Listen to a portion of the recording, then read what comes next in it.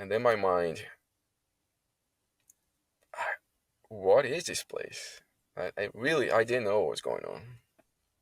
Um, and then as I looked down, I saw my deceased great aunt. Um, she was the one that pretty much raised me, and she had passed in 2006. And when I saw her, I realized, oh, I think I died. There was the most fantastic place. Um, the light was so different, and the sound, there was a sound in the air, kind of a vibration. And I felt like I could almost touch that vibration, if it makes sense, which it doesn't really. Something else started to happen. Um, I started to leave my body. I learned the way of kind of stepping out. I still have my body, and I love it. It takes me from A to B. I do amazing things with it, um, but I know I'm not it. And when I realized I could leave it, I found out there were other places to visit, and other beings came to help as well. Um, and this is where the real adventure begins. This is Beyond with Heather Tesch, where we examine near-death experiences and life itself, hopefully making this life a little better. Hello, everybody. Welcome, and welcome to my guest, Joseph Banks. Hello, Joseph. Hey, Heather. Thanks for having me here on the show. You are welcome. It is so great to see you again. We met at the IONS conference in Arizona, and I just enjoyed meeting you so much. I loved our conversations, and so I'm really excited to have you here to talk to my audience. Well, thanks again for having me here. Thanks you guys for watching at home, at work, on a road trip, walking in the woods. I hope we have a great time together. I think we will, because you've had not only a very interesting near death experience, but many interesting events that followed that. So, why don't we just start at the beginning, though? And you died a couple of times in a fuel tank, and then later when you got home. So, tell us that story of your near death experience. Yes. So this happened in 2011 in Tennessee. I was working inside of a airplane fuel tank, um, and you know, to get into a confined space, you go through a lot of training, um, and sometimes things happen, and I think I failed to catch something on my pre-inspection, pre-use inspection on my mask, and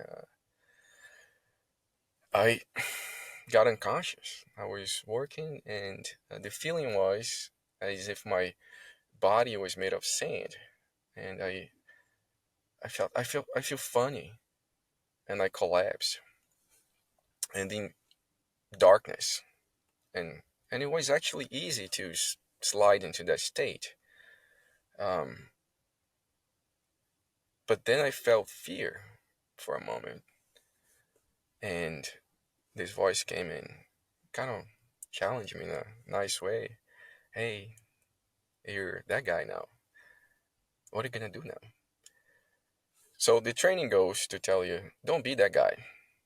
Don't be the one that dies inside a confined space, because you attract people to die too. So I got angry at that moment, and no, I don't want to be that guy. So I kind of forced myself to wake up, and then I immediately felt fear again. So I gotta get out of this place. And then a moment later, I collapsed again. Again, darkness.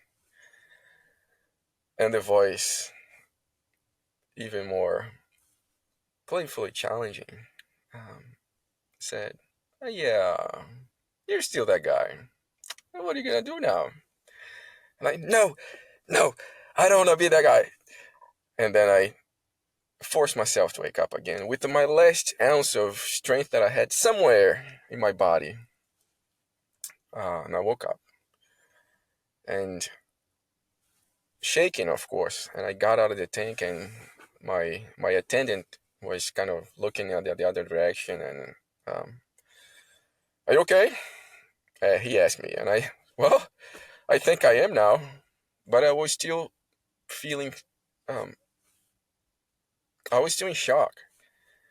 Um, and then I went home, uh, and I went to bed, thinking that I was fine. But the truth was that I wasn't fine, and I got unconscious again. And this time I didn't come back. I, I had an experience. So this is what happened in my experience, which is kind of unconventional because it's been so long, and I heard so many things in channels like yours. Had to thank you for providing this means of sharing because it's so beautiful. You're welcome. Thank you. It's something that technology and this thing in this age is becoming easier to talk about it. Um, so this is what happened. I arrived in this place in a tiny little bus, and this is when I was conscious of my surroundings, and I looked around like I don't think I should be here, and I don't know how I got here, and I was fully conscious, and I saw people around me, and they were kind of minding their own business, and I was kind of afraid to talk to them. Um, and then finally, this little bus stopped, and the doors opened, and everyone left, and I almost asked the driver, "Can you take me back, please?" But that didn't happen. So I stepped out of that bus and I looked around and I realized, oh dear, it's the joke is I'm not in Kansas anymore. There was the most fantastic place. The light was so different, and the sound, there was a sound in the air, kind of a vibration. And I felt like I could almost touch that vibration, if it makes sense, which it doesn't really. Um, but then I saw this building. I saw this building that resembled a theater that I really liked in my hometown. And I believe that was the only building in the area. Everything else was just a beautiful metal garden. It was just nice.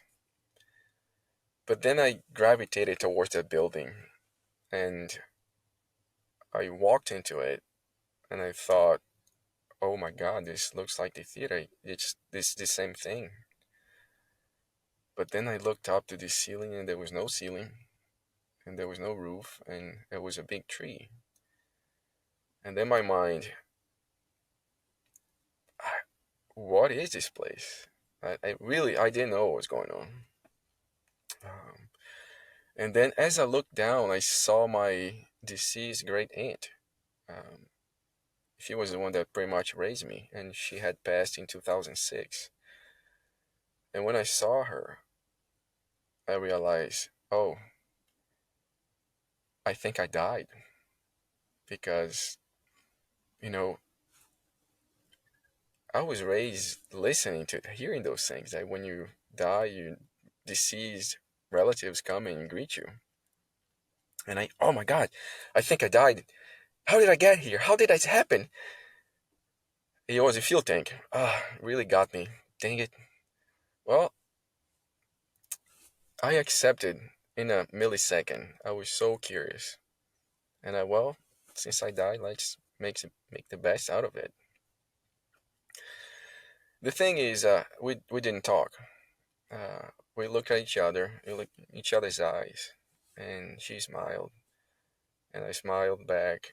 Um, there's something about eye contact that is so magical and soothing, and we just look in each other's eyes. Um, and I walked out of that building. So something was lifted out of me at that moment. And I was curious because I am so curious. And I was looking into this building and said goodbye to it. And I walked into the unknown pretty much. And as I'm moving forward, I saw this beautiful tree the most beautiful, magnificent, magnanimous, grand tree that I had ever seen. And there was this beautiful golden mango on top of it. Maybe it was the only fruit there.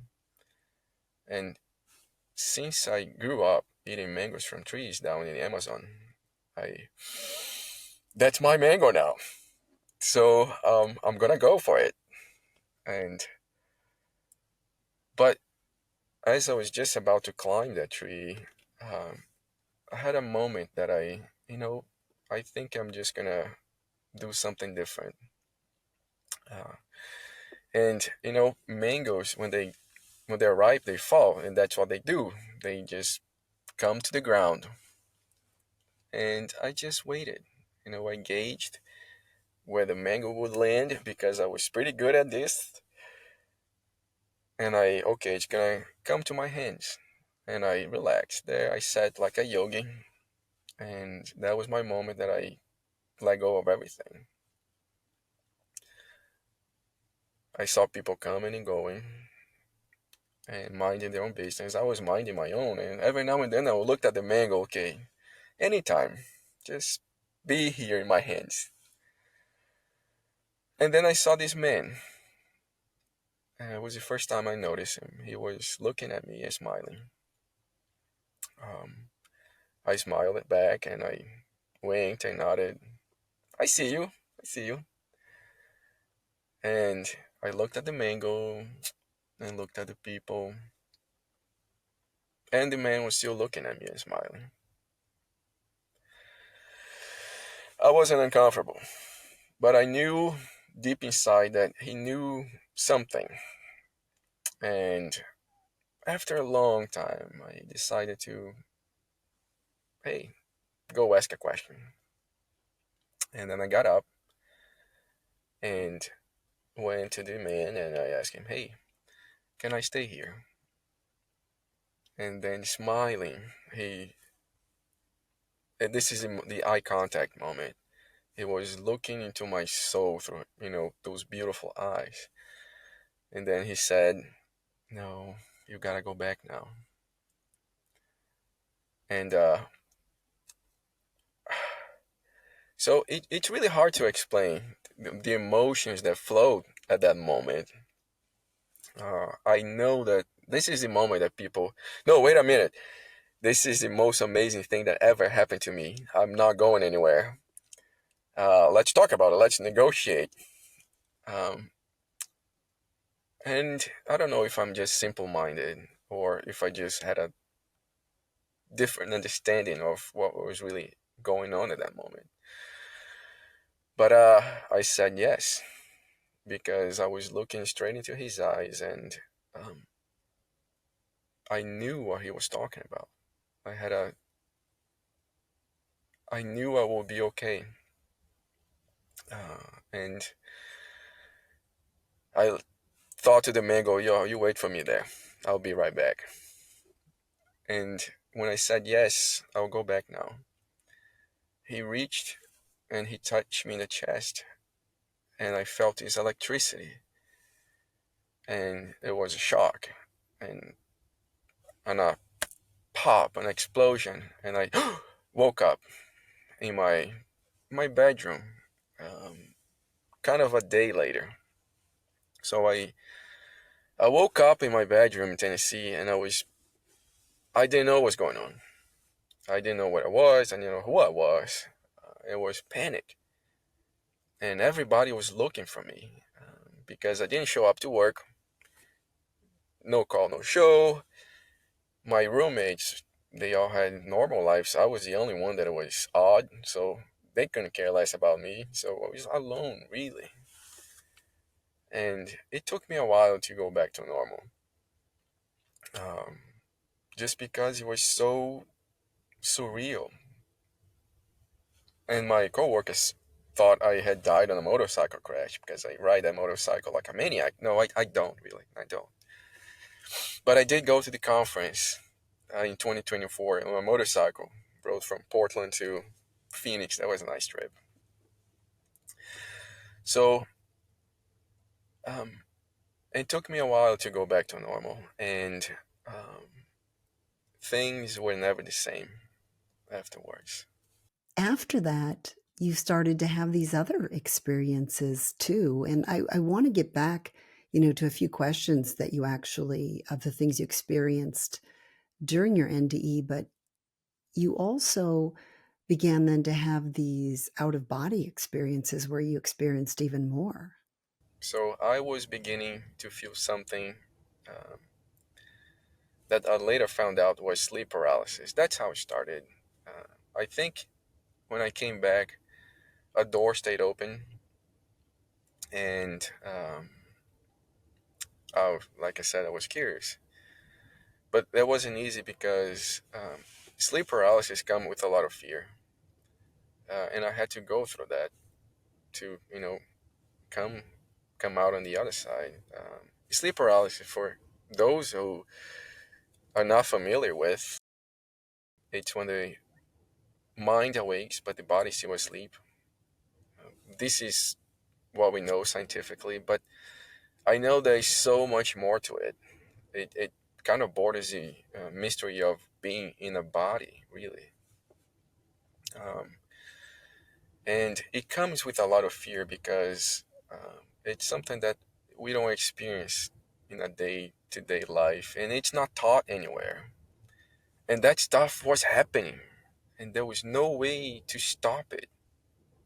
But one day, after months of experiencing this thing almost in a nightly basis, I said I was tired, that I had to do something. I said no, but a solid no. Like all these emotions that were scattered, they were coming like together, and as if they were a laser beam. I said no, and then I realized something beautiful that day. That paralysis stopped and turned away and left, and I felt so empowered. And then I realized I could control it, and I started doing it on my own because I knew the feeling. I knew um, how to draw it to me.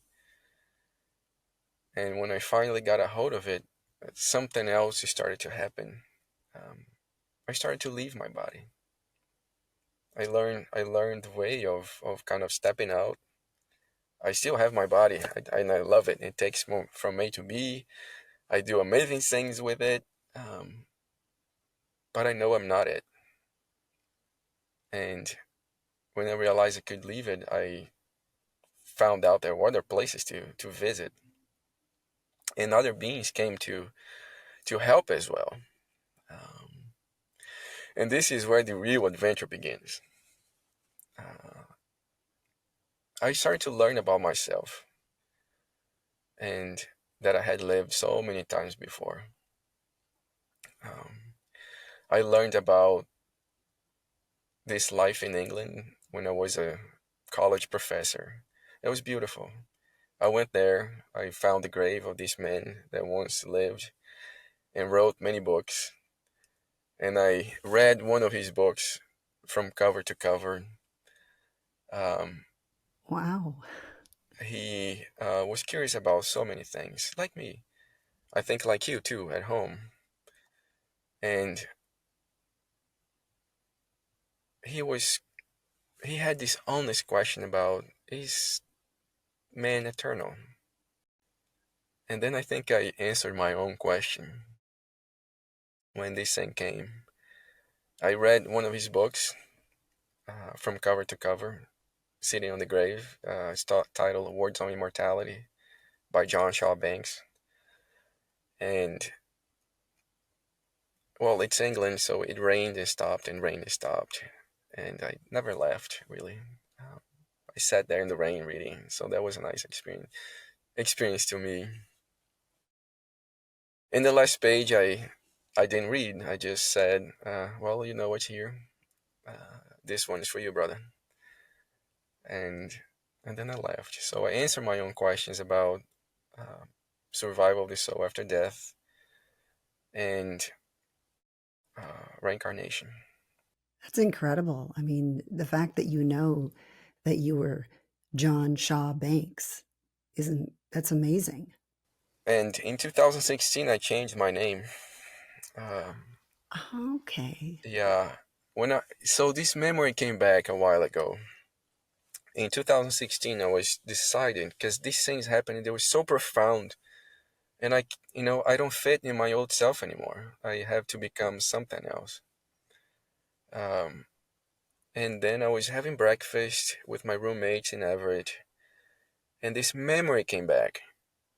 I was about 2 or 3, and the teacher was teaching us to write our own names. And finally, when I she helped me with my name, and I saw those scribbles in the paper, I looked at it, and I remember this is not my name.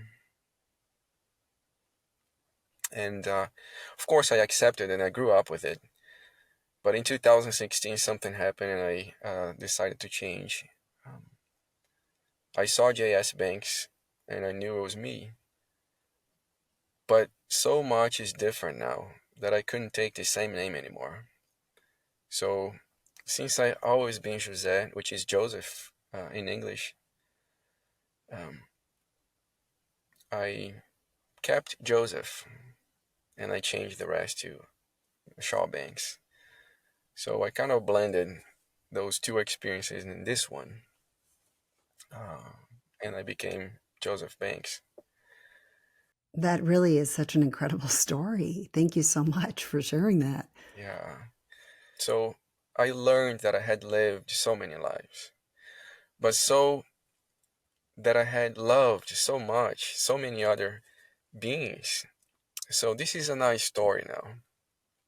I saw myself as a Native American warrior, and I was mounting on this beautiful blonde horse, and I loved that horse with all my heart. And there was a battle, so arrows were flying, and well, that day we both died. And I saw it because I kept shifting my consciousness between the man and somewhere up in the air, and I thought nothing else matters but that man.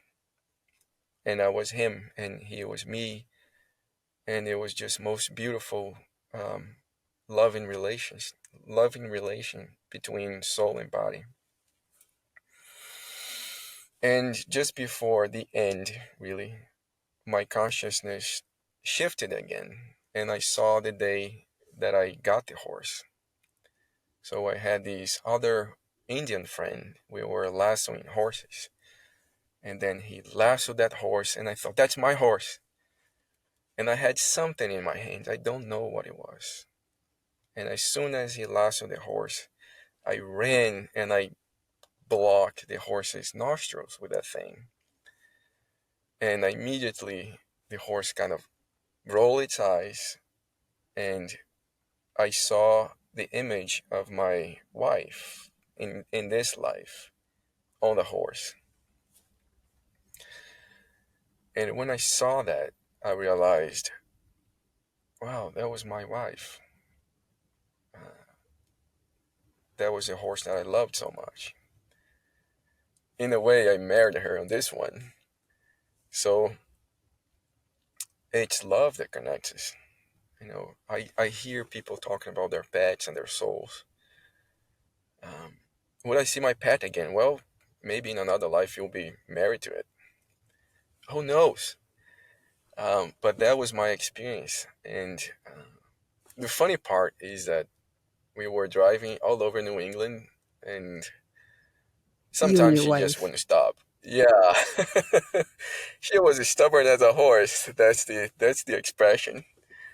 Um, but it was beautiful, and I kind of deep deepen my own understanding of how love connects us and how love binds us all together. I think that's so reassuring because people are often worried when somebody leaves this life, will I see them again? Will I be connected with them again? And your story shows that when we do form that bond, that we do see them again. We do connect with them and potentially in other lifetimes. Yes. Yeah, time is so interesting. We tend to want some stuff immediately, but if you just relax, if you just, let go, and those things will come naturally. And when they come naturally, they will have the most amazing experience. When you travel, it sounds like you see both earthly events as well as you are in spiritual realms. And there was one time that you connected with somebody on the spiritual realm. And then when you got back into your body, you were able to look up and see that that was someone on earth. Yes. So when I began leaving my body, I would see the ones that I was going, that were going, departing in this world, and they were dead. And I would go with them, and I would talk to them. So this one, I met this man, and he had passed. And how was it for you? Well, he told me his name and the place that he used to work for. Well, I said, I hope you had fun there, because it's a big place, I know. And we became friends. We talked about other things, and there was something about grace. Uh, that the grace of God will make all things new. And then I woke up, and I was like, again, I had to research that name immediately. And lo and behold, there is one person with that name that works in that specific company. And when I saw his picture and I recognized him, that was the man. And he's still alive. He lives in Washington State. And I thought about saying hello because we're friends. But how weird is that to call someone that you don't know and tell them that we're friends, but we met after he died, after you were dead? So, This is very confusing for a lot of people because the timeline is so different in these spiritual realms. And so he could be alive here on earth, and yet the time frame when you saw him was after he had died. yes. Well, Or could he have been just having an out of body experience? yeah, I thought about it, um, but he was fully fledged dead. Hmm, interesting. Yeah, And maybe you better not contact him. yeah, so this is so and I know it's so hard. Yeah, Like it's almost like it's not for us. right. It's beyond, not for this world. And here we learn other things. When the time comes, then we'll learn those things. The learning never stops. And that's what's so incredible and such a blessing for people like you that do get to continue to have these experiences. I have so much more I want to ask you about. I know that you found out who the man was that you connected with in heaven. So I want to talk about that. I also know that you've traveled to the future when you've had these out of body experiences. And I, like many others, are very curious about what you saw. So let's go ahead and we will take all of that into the next episode. Thank you.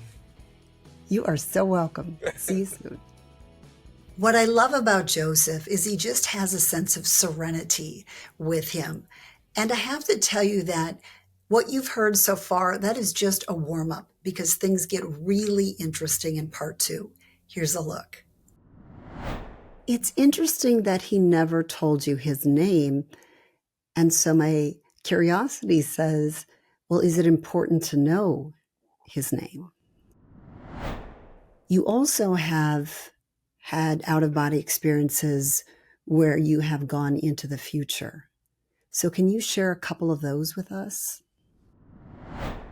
And this piece of paper came, and hit me on my leg, and I picked it up and I read it. It was September 15, 2046. What else did you see? As far as you said, a very futuristic city. Can you describe that to us? And I saw this computer. It's something that you wear, kind of a vest, and it's so powerful. And I don't understand the interface with the human, but I know everyone has it. He said something that I will never, ever, ever forget. He told me the meaning of life. And you know, the whole conversation, the thing that I kept in my heart was that he said, the meaning of life. So that and a lot more, that is coming up. Remember, I always have links. If you go to the description, I'll have a link to part 1 or part 2 or the date that they are coming out. What did you think about what you heard so far? I mean, some of his stories, very interesting. The horse one, I thought that was really intriguing. And also, just the idea of time. And he was saying how different it works on the other side. That's something that's really hard for me to grasp. What are your thoughts on that? Or what stood out to you as the most interesting thing you heard? Please jot that down in the comments. If you prefer just to say, I made it, I appreciate that too. All of those comments really mean a lot to me, and I really do enjoy connecting with all of you. I also appreciate your likes, and thank you for those of you that are subscribing. Most of all, thank you so much for coming back week after week. I am so grateful for all of you. I do hope I'll see you in part 2. Thanks for joining me on Beyond with Heather Tesch. Please add comments and questions you'd like future guests to answer. Also, if you liked what you heard, please hit the thumbs up button and subscribe. That'll help keep this podcast going. You can also go to Beyond with Heather Tesch to look for more episodes.